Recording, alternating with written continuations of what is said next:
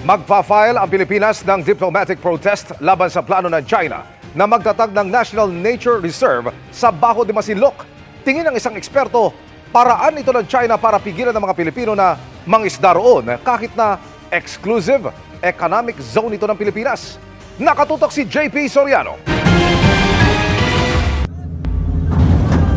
Saktong isang buwan na mula nang magbanggaan ang dalawang barko ng China.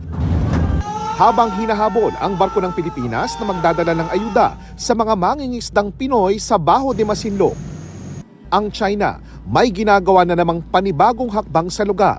Kahapon inanunsyo ng kanilang state media na inaprubahan ng China State Council ang pagtatatag ng isaan nilang Nature Reserve sa Scarborough Shoal o Bajo de Masinloc na nasa loob ng Exclusive Economic Zone ng Pilipinas at bahagi ng West Philippine Sea.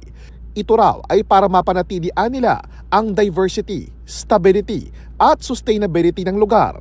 Nagpadala rin ng karagdagang pahayag ang Chinese Embassy sa Pilipinas pero nasa wikang Mandarin at wala pa raw available na English version sa ngayon. Mariing inalmahan ng Foreign Affairs Department ang anilay walang basihang pagtatayo ng Nature Reserve.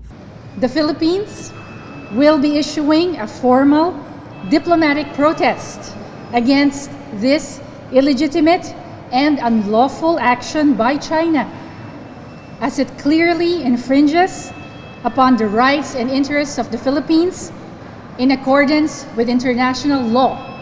The Philippines likewise has the exclusive authority to establish environmental protection areas over its territory and relevant maritime zones.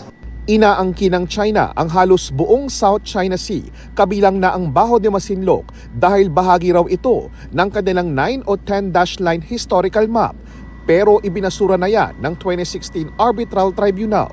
The Philippines urges China to respect the sovereignty and jurisdiction of the Philippines over Bajo de Masinloc, refrain from enforcing and immediately withdraw its State Council issuance, and comply with its obligations under international law.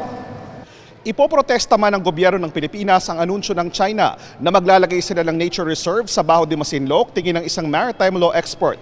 Tila paraan ito ng China para mas mapalawak pa ang kanilang kontrol sa Scarborough Shoal na bahagi ng teritoryo ng Pilipinas. Ayon pa sa isang maritime affairs expert, kahalintulad sa pagdedeklara halimbawa ng Pilipinas sa Tubataha Reefs Natural Park, paraan niya ito ng China para gawing lehitimo ang pagpigil sa mga mangingisda mula sa Pilipinas at ibang bansa na makapasok sa Scarborough Shoal. Ang pinapalabas nila ngayon ay environment protection. Katawa-katawa na naman yon, no? Kasi sila lang naman ang sumira ng buong bahura na yon. Sakali meron silang uhulihin sa ating mga tao, ng mga fishermen natin, gagawin nilang basihan yan para siguro dalhin sila sa korte sa China at patawan ng parusa. Cover lang yan para sa isang mas maitim na objective. Sa tingin ng National Security Council, ang galawang ito ng China ay malinaw nilang paghahanda sa kalaunang pananakop sa lugar.